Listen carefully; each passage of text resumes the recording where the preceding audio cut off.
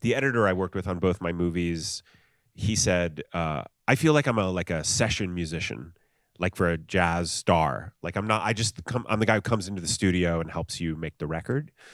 And I feel like when I'm an actor, like I know what my role is. And, being number one on the call sheet, like it is important in terms of like setting the tone, and you want to show up on time. Like you want to be the person who says like, we're going to make this, and I also know working in independent film, it's like there's no room for like shenanigans. Like you got a couple shots, you're filming many scenes a day, many pages. So I just was really trying to be of service in the best way I could.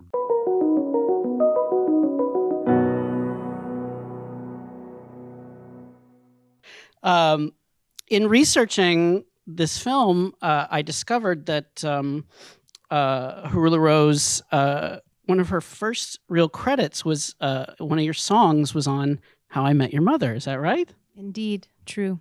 Yeah. So I guess both of you tell me how you were introduced and how that led to this great movie we just saw. You just told the story, basically. Okay.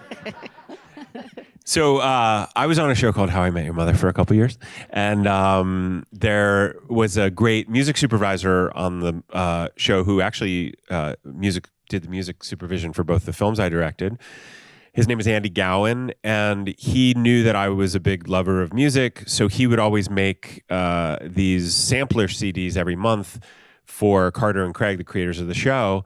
And he had this song, Someday, by Haroula Rose, that I really flipped for. And I kind of put it on a playlist of mine. I was listening to it a lot. And I had some friends over for a meal. And this woman, Emily, was like, heard the song. She said, "This is my friend Haroula," because the song was playing. And she said, "You guys would love each other."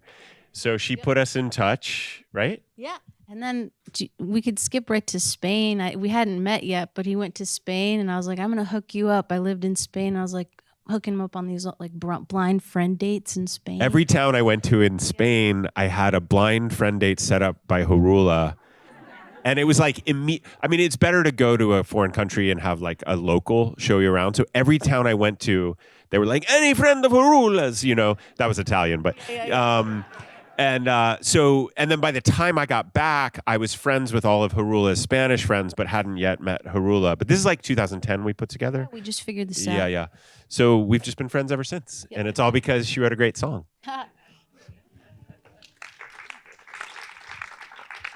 How are those residuals?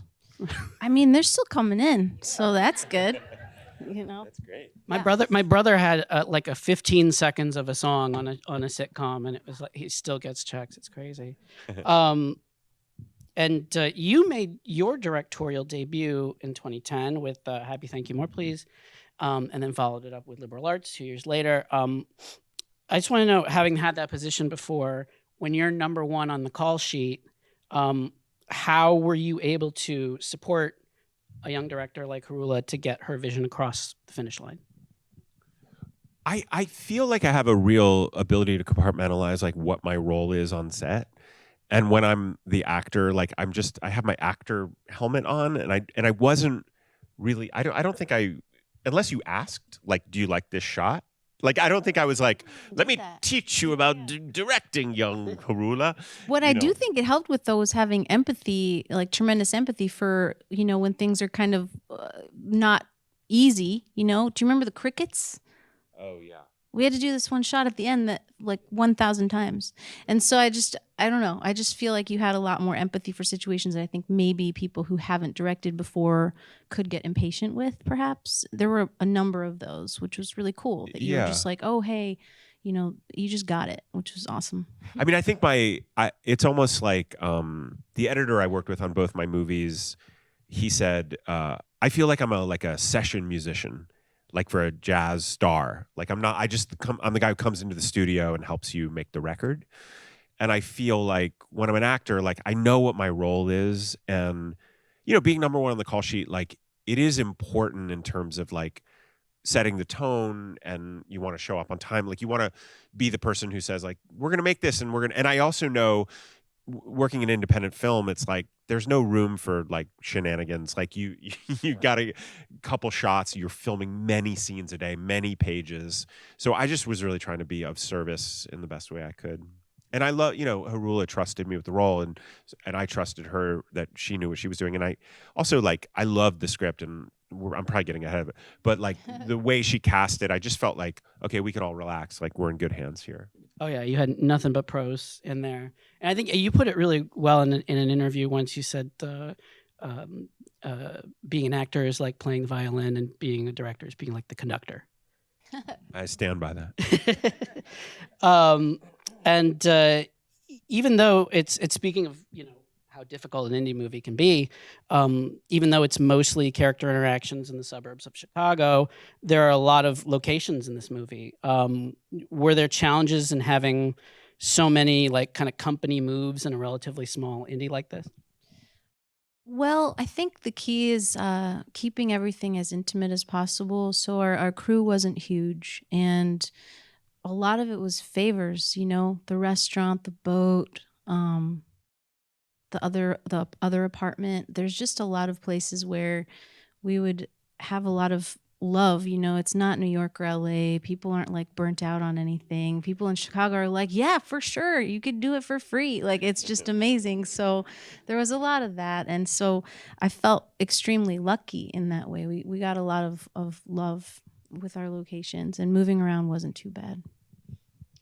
And this movie is, of course, chock-a-block with so many amazing old school character actors like Becky Ann Baker from Freaks and Geeks, John Ashton from Beverly Hills Cop, David Pasquesi, is that how you say his name? Mm-hmm. David Pasquesi from Groundhog Day.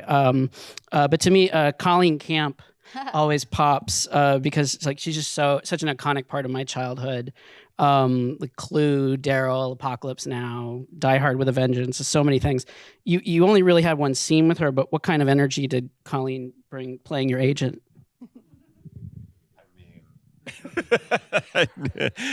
I'm sure there's outtakes of us. Oh my God! Yeah. We couldn't keep it together because she had a mouthful of muffin or something? What was she eating? Baguette. A baguette. Yeah.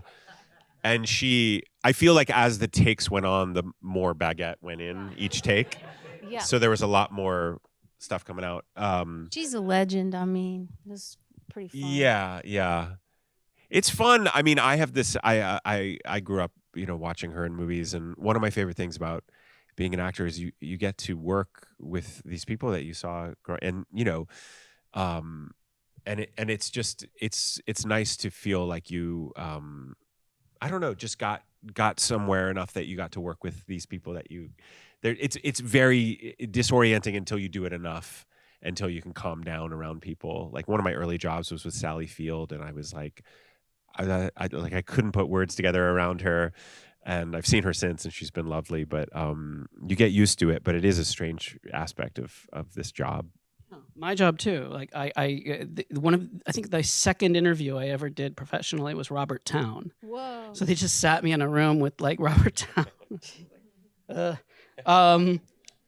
Can you talk a little bit about that wonderful fraternal relationship between you and Hugh Bell's character? It's that interesting dynamic where it's clear your character is a little beholden to him, and so a lot of your interactions have that forced feeling. So he clearly has to internalize a lot of his brother's aggressions. Yeah, I mean it's all there on the page. So I mean, Rob and I brought our own quirks to it, but we were really just honoring what was there. It was such a tightly written, funny, specific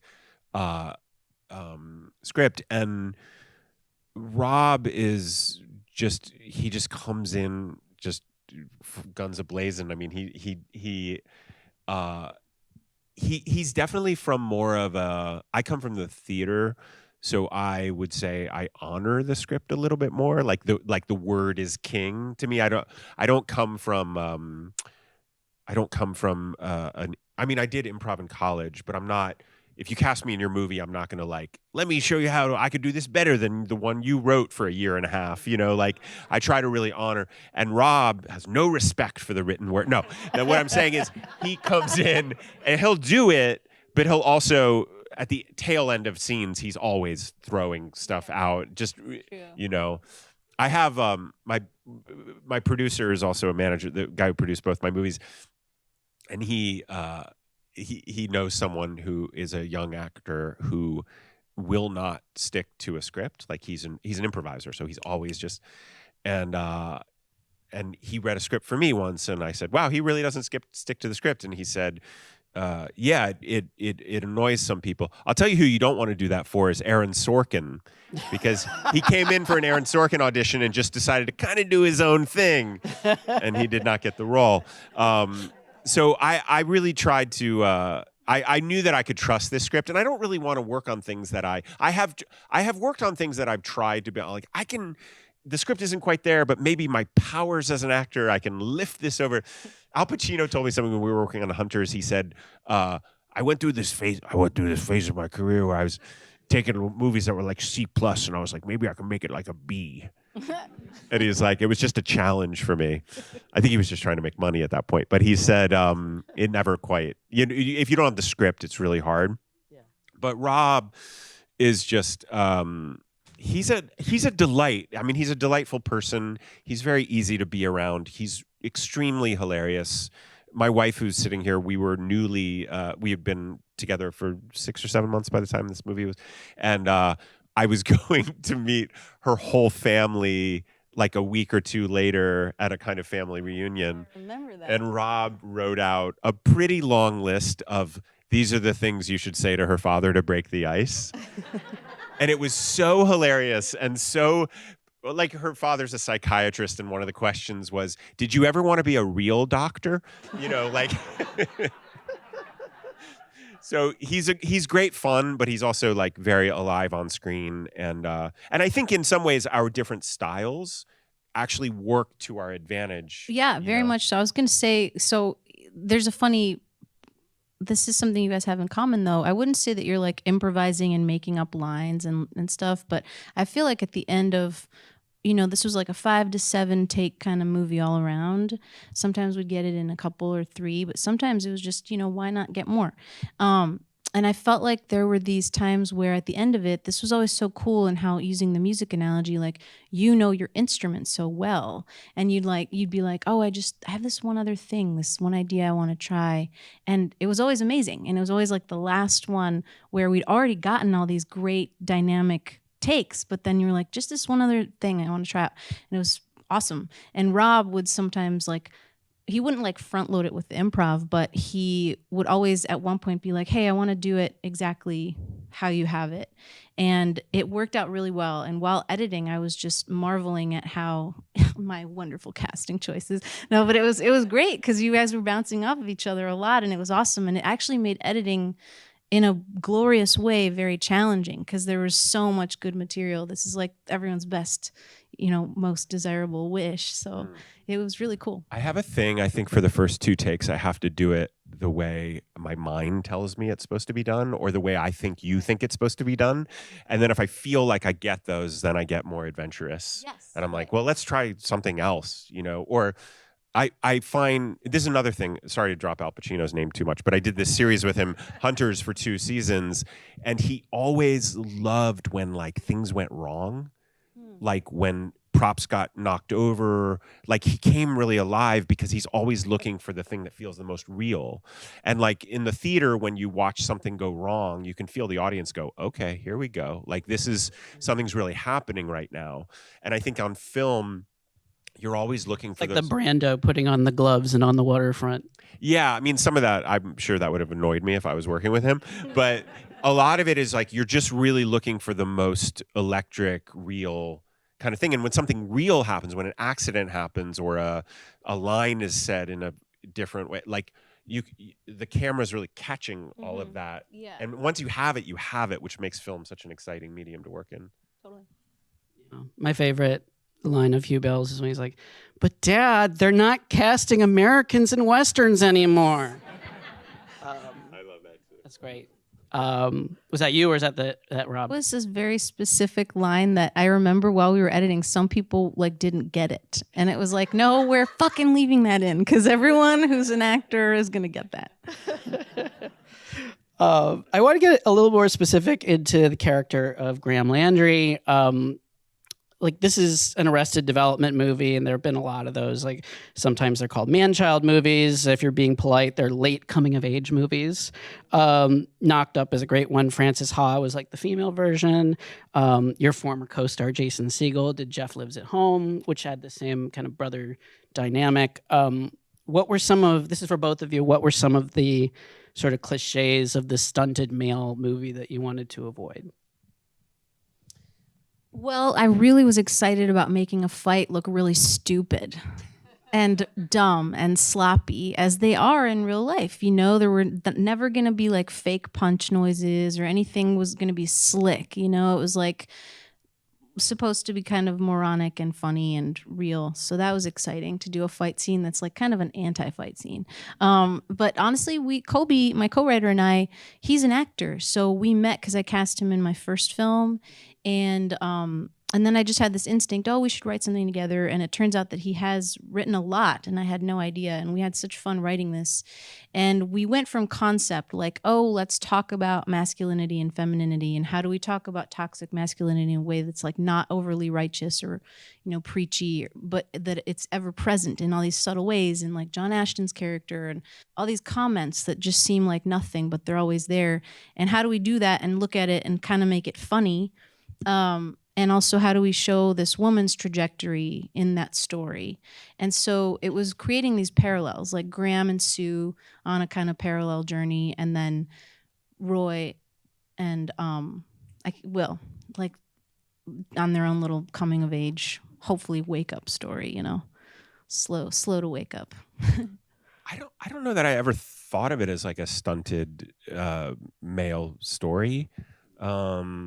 I just thought of, I really liked the kind of bind he was in, which is like, he really wanted to be an artist. He felt really overshadowed and kind of dwarfed and minimized by his more successful brother.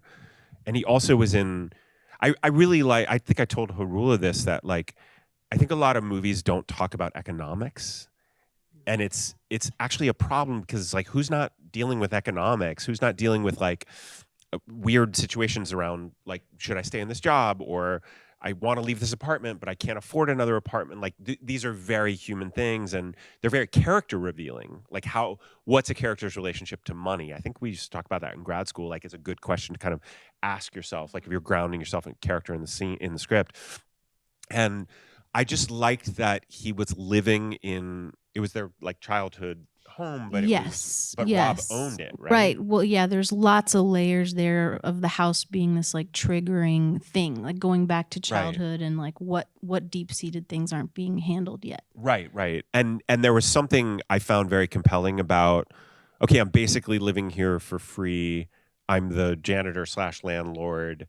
I just felt like he was boxing with one hand tied behind his back. And when you're an actor, you're actually looking for the parts where your character's stuck. Like you have to know what you're trying to get out of, where you're tangled up. And I just felt like he was really nicely tangled. Yeah. And I mean, obviously, and you know, you've had an enormously successful career, but like, is there a part of you that still like looks at a character like Graham and kind of thinks to yourself, oh, there but for the grace of God go I?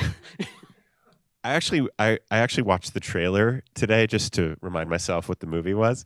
And but there was something about like watching Graham walk into an audition, put his backpack down, try to charm the casting director awkwardly. Then I was like, oh God.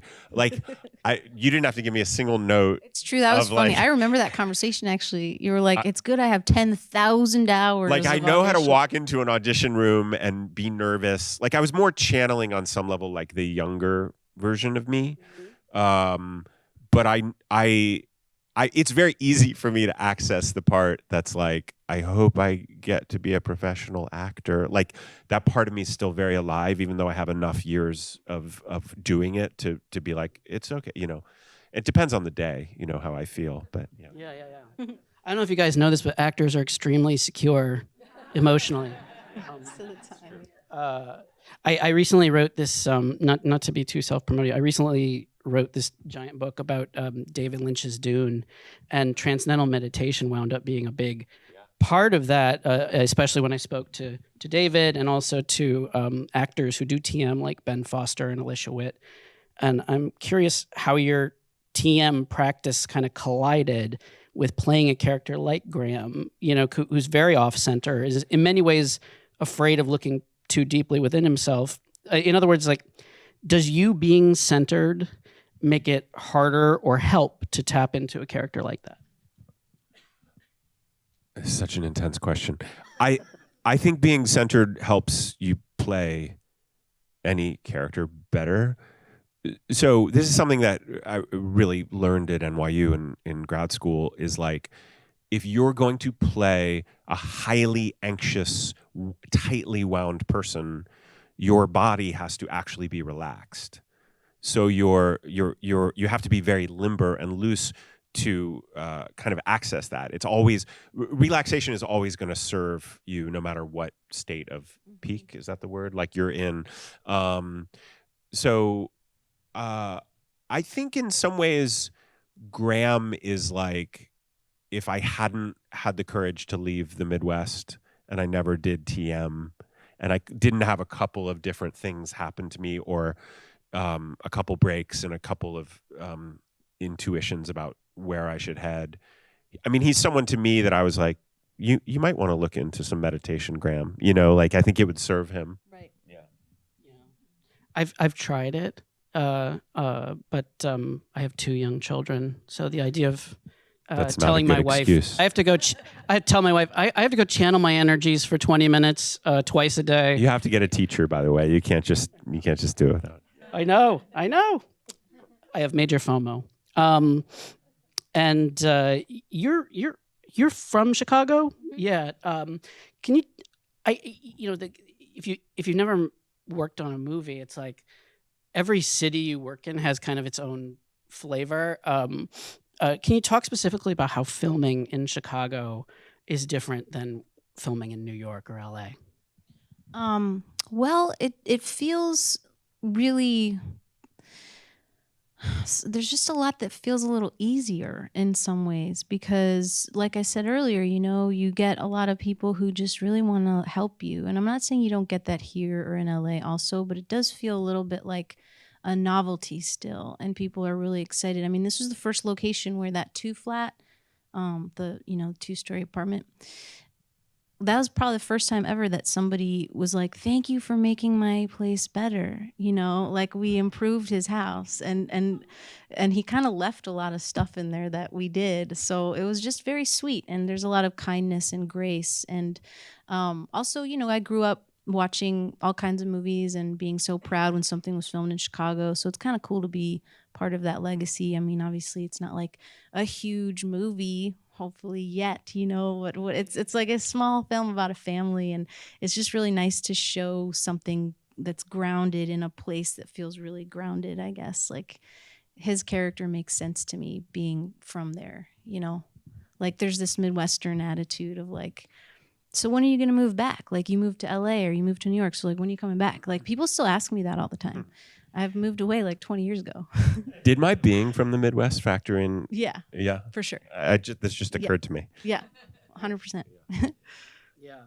No, that is definitely a thing. Like, when you come into somebody's house and you like kind of take over, and it's like it's a very involved thing, and yeah, and it can change somebody's life. Yeah, and like, he'd come visit with his daughter and his wife, and like come visit set. It was like so sweet, and everything was just really nice. And even in the restaurant, when people were like I think we went, the only time we ended up going over time was in the restaurant, was the restaurant scene. And even in that one at the end, they were just like, hey, so can you please maybe like wrap this up? Like, it was just really nice. Everyone was so nice. Yeah. No, yeah, like it's it's amazing. And I guess my last question is to Josh, actually, as my cousin Marta Evry was actually an editor on Hunters, and she wanted to know if you had any good Pacino stories. I know you already gave us a couple, I but feel like I really did do that. yeah. Like, I guess specifically, she said your character had a lot of shtick, and she wondered if you made Pacino laugh. I think I maybe did. I think so. I did. Let's say I did. Say you did? Yeah. I mean, it was beautiful and fascinating to work with him. Like, he's just really good at failing, you know? And I mean that in the most complimentary way. I think like, there's this idea that like one of the great things about working on sets is you get to see everyone's like rough drafts. You get to see everyone's like first take, second take, third take, fourth. And like some of the takes, by his own admission, he'd really blow, or he'd just not know what to do and get angry. And then he would just like, he's like a golfer that can like have a bad shot and just shake it off and get a hole in one the next shot. Like he's really, he would always find his way to some sort of place of relaxation. And then he'd say, that was the one, because I was listening that one. That one, I was listening. I was really listening. And he would know when he had it, and he would know when we could move on. I learned a ton from working with him. It was a real gift. Hoo-ha. So yeah, so that has been Haroula Rose and Josh Radnor, everybody.